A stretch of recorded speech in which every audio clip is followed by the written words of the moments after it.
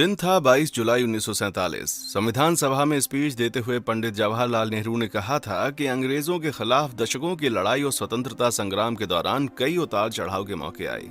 स्वतंत्रता की लड़ाई में शामिल लाखों देशभक्तों और क्रांतिकारियों को परीक्षणों और आपदाओं का सामना करना पड़ा, और आज जब उन संघर्षों की सफलता का दिन आया है तो इस मौके पर मैं उस ध्वज को प्रस्तुत करना चाहता हूं जो खुद में स्वतंत्रता संग्राम की सभी यादों को समेटे हुए है। और इसी स्पीच के बाद उन्होंने एक कपास और एक रेशम के बने उस फ्लैग को प्रस्तुत किया जो आज हमारा राष्ट्रीय ध्वज है। लेकिन अब सवाल यह है कि 22 जुलाई 1947 ही क्यों? क्या उससे पहले भारत का कोई राष्ट्रीय ध्वज नहीं था? 22 जुलाई 1947 को प्रस्तुत किए गए इस ध्वज की विशेषताएं क्या थीं? आज के समय में ये कितना प्रासंगिक है? इन सभी सवालों के साथ राष्ट्रीय ध्वज के जुड़े सभी आयामों को आज के इस वीडियो में विस्तार से समझेंगे। इसके साथ ही इसके स्वरूप, इसके निर्माण की प्रक्रिया एवं इससे जुड़े कुछ जरूरी नियमों की बारीकियों को भी समझने का प्रयास करेंगे। तो सबसे पहले अगर हम बात करें इंडियन फ्लैग के ऐतिहासिक पहलुओं के बारे में, तो 1857 की क्रांति से पहले तक सभी प्रिंसली स्टेट्स के रूल्स के अपने खुद के फ्लैग हुआ करते थे जो उन प्रिंसली स्टेट्स को रिप्रेजेंट करते थे, ना कि संपूर्ण भारत को। 1857 की क्रांति से पहले क्रांतिकारियों में एकता का एहसास कराने के लिए राष्ट्रीय ध्वज की योजना पर विचार किया गया, लेकिन असमय आंदोलन की वजह से योजना सफल नहीं हो पाई। 1857 की क्रांति के बाद ब्रिटिश शासकों ने सिंगल इंडियन फ्लैग को प्रस्तुत किया और ब्रिटिश इंडिया को रिप्रेजेंट करने के लिए सबसे पहले इस फ्लैग को डिजाइन किया गया।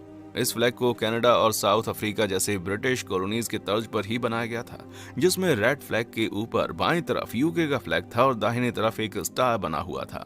ब्रिटिश इंडिया को रिप्रेजेंट करने वाले इस फ्लैग के अलावा प्रिंसली स्टेट्स के फ्लैग के लिए भी अंग्रेजों के द्वारा कई निर्देश दिए गए, लेकिन चूंकि ब्रिटिश इंडिया में भारत के कई महत्वपूर्ण हिस्से शामिल नहीं थे, इस वजह से उनके फ्लैग को इंडिया को रिप्रेजेंट करने वाला फ्लैग नहीं कहा जा सकता। वास्तविकता में उन्होंने संपूर्ण भारत के लिए कोई फ्लैग नहीं बनाया था, बल्कि उन्होंने भारत के उन क्षेत्रों का फ्लैग बनाया था जो उनके नियंत्रण में था। 1905 में होने वाले बंगाल विभाजन के पश्चात अंग्रेजों के खिलाफ विद्रोह की एक लहर छिड़ गई, जिसमें सभी वर्गों और समुदायों के लोगों ने भाग लिया और इसके परिणाम में स्वदेशी आंदोलन की शुरुआत हुई। इस स्वतंत्रता संग्राम में सम्मिलित क्रांतिकारियों को उत्साहित करने के लिए कलकत्ता फ्लैग को डिजाइन किया गया, जिसे फर्स्ट इंडियन अनऑफिशियल फ्लैग कहा जाता है। कलकत्ता फ्लैग इसलिए क्योंकि इस फ्लैग को पहली बार 7 अगस्त 1906 को कांग्रेस ने कलकत्ता के अधिवेशन के दौरान कलकत्ता के गिरीश पार्क में फहराया था। स्वतंत्रता सेनानी सुरेंद्र नाथ बनर्जी ने 101 पटाखों की सलामी देकर इसे फहराया था। सचेंद्र प्रसाद बोस और हेमचंद्र दास कनुग्रो द्वारा डिजाइन किए गए इस फ्लैग में लाल, पीले और हरे रंग की 3 क्षैतिज पट्टियां थीं, जिनकी चौड़ाई बराबर थी। फ्लैग के ऊपरी हिस्से के हरी पट्टी पर 8 कमल पुष्प थे। नीचे की लाल पट्टी में सूरज और चांद बनाए गए थे।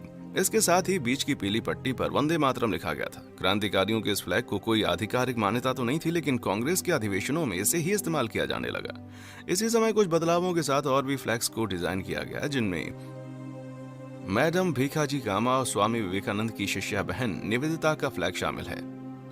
1909 ईस्वी में मद्रास प्रांत के गवर्नर ने द टाइम्स को इंटरव्यू में कहा था, कितनी अजीब है कि भारत जैसे विशाल प्रांत को संपूर्णता से प्रतिनिधित्व करने के लिए कोई ध्वज नहीं है। इसके बाद 1916 में मद्रास हाईकोर्ट के कुछ मेंबर्स के द्वारा फ्लैग के 30 अलग अलग डिजाइन का सुझाव दिया गया। इसी साल आंध्र प्रदेश के एक नेशनलिस्ट पिंगली वेंकैया ने एक फ्लैग डिजाइन किया था जो हरे और लाल रंगों से बना हुआ था। ये दोनों रंग हिंदू और मुस्लिम समुदायों का प्रतिनिधित्व करता था। जब पिंगली ने ये फ्लैग गांधी जी को गिफ्ट किया तो गांधी जी ने सुझाव दिया कि भारत के शेष समुदाय का प्रतिनिधित्व करने के लिए इसमें एक सफेद पट्टी और राष्ट्र की प्रगति का संकेत देने के लिए एक चलता हुआ चरखा होना चाहिए। आपको पता है कि इसी समय होम रूल मूवमेंट चरम पर था और इस मूवमेंट के दौरान बाल गंगाधर तिलक और एनी बेसेंट के द्वारा फ्लैग के एक नए डिजाइन को अडॉप्ट किया गया। इस फ्लैग के बैकग्राउंड में हरे रंग की 4 और लाल रंग की 5 पट्टियां थीं। इस फ्लैग के ऊपर राइट साइड में यूके का फ्लैग है। इसके साथ ही फ्लैग में 7 सितारे हैं। इस फ्लैग का इस्तेमाल पूरे देश भर में जोरों शोरों से किया गया, लेकिन तमिलनाडु के कोयम्बटूर में एक मजिस्ट्रेट ने इसके उपयोग पर प्रतिबंध लगा दिया। प्रतिबंध के बाद राष्ट्रीय ध्वज के कार्य और महत्व पर एक सार्वजनिक बहस हुई और फ्लैग को लेकर आम लोगों के बीच जागरूकता का प्रभाव हुआ।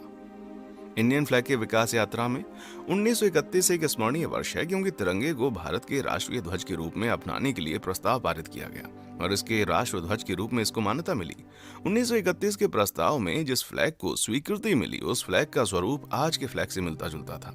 वो फ्लैग में हरा, केसरिया, सफेद और मध्य में गांधी जी के चलते हुए चरखे थे। इस प्रस्ताव में यह स्पष्ट कर दिया गया कि इस झंडे का कोई सांप्रदायिक महत्व नहीं है। इसी झंडे में थोड़ा संशोधन करके 22 जुलाई 1947 को इसे संविधान सभा में प्रस्तुत किया गया और वर्तमान भारत के राष्ट्रीय ध्वज के रूप में अपनाया गया।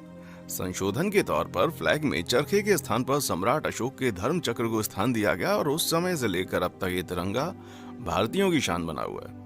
आज के भारतीय ध्वज की व्याख्या में कहा जाता है कि तिरंगे में सबसे ऊपर मौजूद केसरिया रंग की पट्टी देश की ताकत और साहस को दर्शाती है। वहीं बीच में मौजूद श्वेत पट्टी शांति और सत्य का संकेत है और तिरंगे में सबसे नीचे मौजूद गहरे हरे रंग की पट्टी देश के विकास और उर्वरता को दर्शाती है। इन रंगों के अलावा सफेद पट्टी के बीच में गहरे नीले रंग का चक्र है जिसमें 24 तीलियां हैं जो दिन के 24 पहर को दर्शाती हैं और ये इस बात का प्रतीक है कि हमारी देश निरंतर प्रगति की दिशा में आगे बढ़ रहा है। इस तरीके से यह ध्वज संपूर्ण रूप से भारत में एकता, शांति, समृद्धि और विकास को दर्शाता हुआ दिखाई देता है। साल 1968 में ब्यूरो ऑफ इंडियन स्टैंडर्ड्स ने 3 डॉक्यूमेंट इशू किए जिसमें इसके स्वरूप और निर्माण प्रक्रिया का जिक्र किया गया।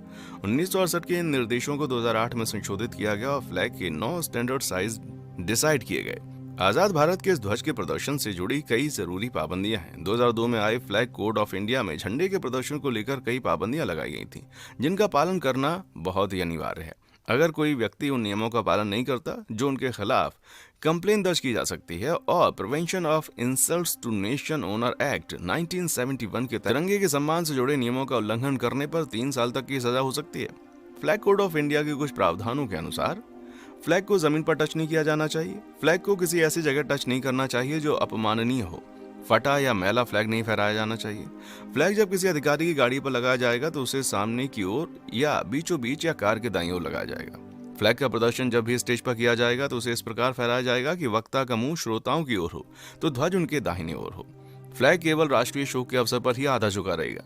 किसी दूसरे फ्लैग या साइन को राष्ट्रीय ध्वज से ऊंचा या ऊपर नहीं लगाया जाएगा, न ही बराबर में रखा जाएगा। झंडे का चित्रण प्रदर्शन उल्टा नहीं हो सकता, न ही इसे उल्टा फहराया जा सकता।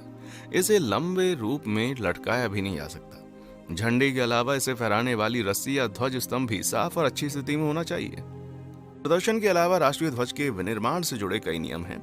इंडियन नेशनल फ्लैग की सर्टिफाइड सप्लायर है कर्नाटका खादी ग्रामोद्योग संयुक्ता संघ जो कर्नाटक में स्थित है। इसी संस्था के द्वारा बनाए गए झंडे को राष्ट्रपति और प्रधानमंत्री राष्ट्रीय पर्व पर फहराते हैं। इसी संस्था के झंडे को सभी सरकारी इमारतों और कार्यालयों में फहराया जाता है। इस संस्था के फ्लैग सेक्शन में किसी भी व्यक्ति को चप्पल जूते पहनने की इजाजत नहीं है और इस संस्था के फ्लैग सेक्शन की सबसे रोचक बात यह है कि यहाँ बनाए जाने वाले सभी झंडे महिलाओं के हाथों से बनाए जाते हैं।